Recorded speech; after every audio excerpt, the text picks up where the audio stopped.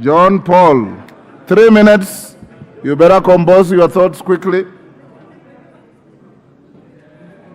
Give John Paul the mic. There you Thank are. you. Thank you very much, Mr. Speaker.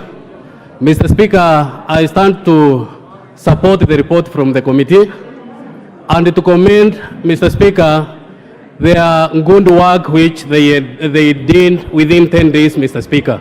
It is commendable that within 10 days, Mr. Speaker, the committee was able to gather evidence and to interrogate both the parties, Mr. Speaker. And today, Mr. Speaker, it has come to limelight of Kenyans, Mr. Speaker, that the one CS Linturi is clean, Mr. Speaker.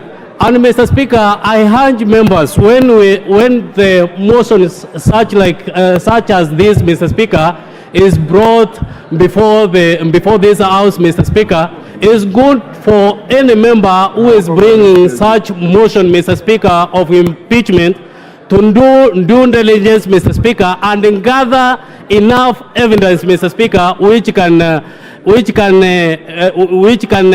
get maybe the minister with the mistake which, Mr. Speaker, they already seen the years. So, Mr. Speaker, this committee consisted of the competent members, Mr. Speaker, who are capable of interrogating the CS, Mr. Speaker, and they were able to bring forth, Mr. Speaker, to this honorable House, Mr. Speaker, that the CS is clean.